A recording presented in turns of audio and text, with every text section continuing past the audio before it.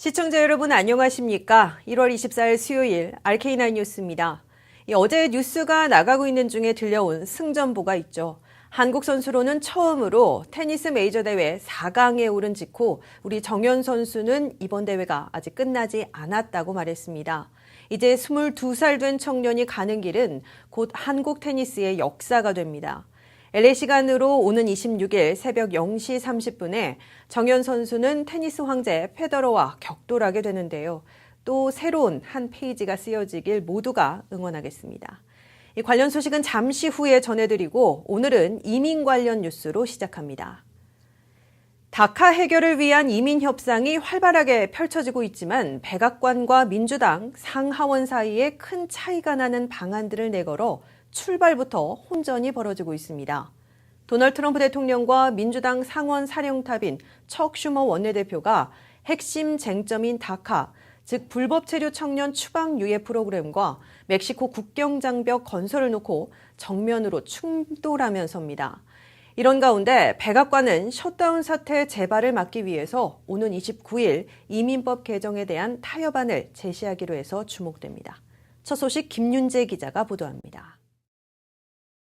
워싱턴 정치권이 다카 드리머들에게 합법 신분을 부여하는 대신 국경 장벽 등 국경 안전을 강화하는 이민 빅딜을 2월 8일 안에 타결지어야 하지만 제각각 해법들을 내놓고 있어 출발부터 혼전을 겪고 있습니다.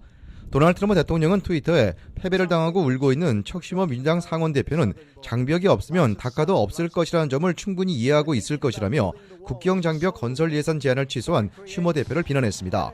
이에 앞서 척 슈머 상원 대표는 셧다운 직전 독대 협상에서 국경 장벽 건설 예산으로 백악관 제안 180억 달러보다 많은 10년간 250억 달러 배정을 제안했다가 협상 결렬을 이유로 철회하고 원점에서 재론하자는 입장을 밝혔습니다. 연방 상원에서는 초당적인 이민개혁법안 2018을 상정한 이민개혁 6인방이 양당에서 4명씩 8명이나 늘린 14인방 모임을 시작하고 상원 60표 모으기를 위한 돌파구를 시도하고 나섰습니다. 연방 상원에서 트럼프 대통령이 거부했지만 초당적인 이민개혁 법안을 토대로 다카 드리머 시민권 허용, 국경 장벽 건설, 체인 이민의 제한, 그리고 추첨 영주권 폐지 등 4대 분야로 좁혀 상원의원 60명 이상이 지지할 수 있는 해법을 찾으려는 시도가 속도를 내고 있는 것으로 보입니다. 하지만 연방 하원을 장악하고 있는 공화당 내에서 150명으로 최대 규모인 스타디비언에 소속 보수파 공화당 하원 의원들은 이민 단속 강화와 합법 이민 25% 축소까지 추구한 밥 굴레트 법안안에 뭉치고 있습니다.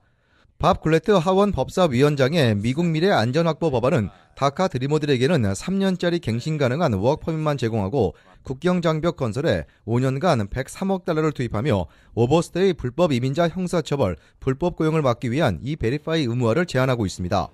더욱이 가족 이민을 시민권자와 영주권자의 배우자, 미성년 자녀만 남기고 다른 범주를 모두 없애 체인 이민 폐지를 통한 합법 영주권 발급을 25% 축소하자고 제시하고 있습니다. 다만 트럼프 백악관이 오는 29일 이민법안에 담아야 하는 기본안을 발표하면 혼전을 끝내고 4대 분야로 좁혀 실질적인 이민 빅딜이 모색될 것으로 기대되고 있습니다. RKTV 뉴스 김윤재입니다. 미국 정부가 북한 정권의 핵미사일 프로그램과 관련된 자금줄인 교역, 금융, 선적기관 9곳과 개인 16명 그리고 선박 6척에 대해서 무더기 제재했습니다. 미국은 중국 기업 2곳도 제재에 포함시켰고 중국에게는 제재 대상 북한 관리들을 추방할 것을 요구했습니다. 이 소식은 워싱턴에서 한면택 특파원이 전합니다. 남북한의 평창올림픽 해빙에도 불구하고 미국의 대북 제재 압박 캠페인은 멈추지 않고 있습니다. 미국 정부는 북한 정권의 핵미사일 프로그램과 돈줄을 틀어막기 위해 중국 기업 2곳을 포함한 기관 9군데와 개인 16명, 선박 6척을 추가 제재했습니다. 미 재무부가 새로 제재 리스트에 올린 기관 9곳에는 북한과 교역한 중국 무역회사 2곳이 포함됐는데 제재 대상인 북한 회사들과 거래하며 금속물질 등 6,800만 달러어치를 북한에 수출하고 1,900만 달러어치를 수입한 것으로 지적했습니다. 새로 제재 대상이 된 북한 기관들로는 원유를 전담하고 있는 정부 부처인 원유공업성과 구룡, 화성 등 해운회사 2곳 등이 지정됐습니다. 개인 16명은 모두 북한 국적이거나 북한 출신 기업인과 관리들로 주로 해외에서 교역과 조달, 자금을 담당하고 있는 인물들로 나타났습니다. 이들 개인 중에는 중국과 러시아에 산재한 조선 련봉총무역회사의 지사 대표들 10명과 중국, 러시아, 그루지아에서 활동한 노동당 소속 간부들 그리고 북한은행의 중국, 러시아 주재원 5명도 포함됐습니다. 재무부는 중국, 러시아, 그루지아에 이들 노동당 간부 등 제재 대상들을 즉각 추방하라고 요구했습니다. 제재 대상에 오른 선박 6척도 모두 북한 선적으로 나타났습니다.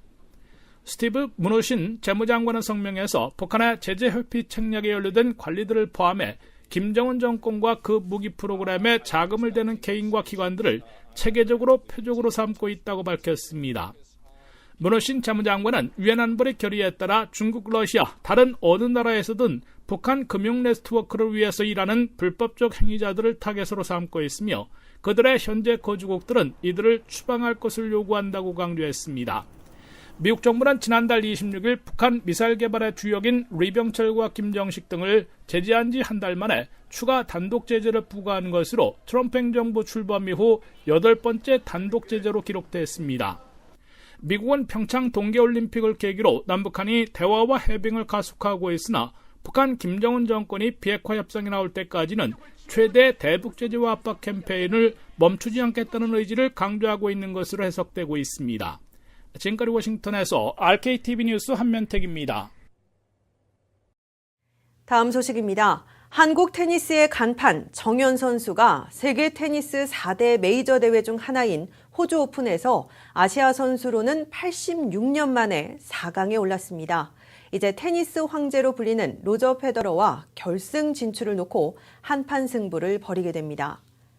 16강에서 최강 조코비치를 꺾은 정연은 39개 계단 아래인 미국의 샌드그렌을 손쉽게 요리했습니다. 구석을 찌르는 송곳 스매싱은 더욱 예리했고 서브는 한층 탄탄했습니다. 1세트를 6대4로 따낸 정연은 2세트에서는 샌드그렌의 분발에 6대6 동점을 허용했지만 먼저 7점을 따내야 하는 타이브레이크에서 2샷으로 혼을 쏙 빼놓고 7대5로 앞서 2세트도 따냈습니다. 3세트에서는 한때 31번이나 랠리를 주고받는 장면을 연출하면서 6대3으로 이겨 2시간 29분 만에 세트 스코어 3대0 완승을 했습니다. 정연을 연호하는 대규모 단체 응원도 벌어졌고 포털 사이트 중계에서는 최대 동시 접속자 수가 60만에 달했습니다. 정연의 4강 상대는 메이저 대회 역대 최다인 19회 우승에 빛나는 살아있는 전설 로저 페더러입니다. 정연은 LA 시간으로 오는 26일 금요일 새벽 0시 30분 4강 신화를 넘어 결승행 기적에 도전합니다. 어제 알래스카 해안에서 규모 7.9의 강진이 일어나면서 남가주에도 쓰나미 경보가 발령되는 등 한때 긴장감이 고조됐습니다.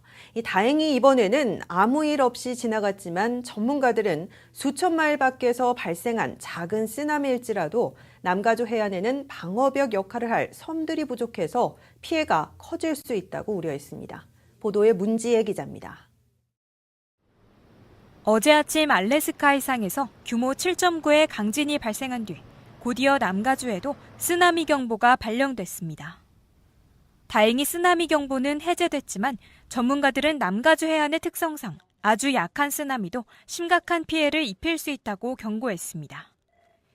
USC 쓰나미 리서치 센터의 코스타 시놀라키스 디렉터는 산타모니카 베이 일대가 특히 쓰나미에 취약하다고 강조했습니다. 수천 마일 밖에서 형성된 쓰나미는 지난 2011년 일본 대지진 당시 쓰나미처럼 물바다를 만들진 못하지만 LA 인근 항구에 치명적입니다.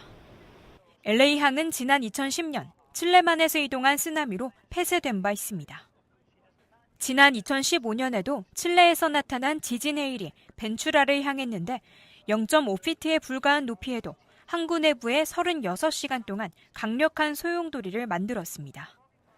게다가 서부 해안에는 작은 섬들만 산재해 있어 확실한 방어벽 역할을 하지 못합니다. 또 카탈리나 섬이나 채널 제도는 오히려 파도 에너지를 집중시키는 경향이 있습니다. 섬이 쓰나미를 갈랐다가 이후 다시 합쳐지는 과정을 겪기 때문입니다. 한편 1964년 3월 28일에는 알래스카에서 진도 9.2의 강진이 일어나 쓰나미가 이어지면서 북가주 크레센트시 주민 11명을 포함해 100명 이상의 인명피해가 났습니다. RKTV 뉴스 문지혜입니다. 분기마다 좋은 실적을 내놨던 한인은행들이 지난해 4분기에는 줄줄이 분기 손실을 발표했습니다.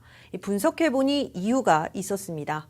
잠시 후 광고 보고 돌아와 실적 감소 원인과 또 수익 전망 자세히 전해드립니다.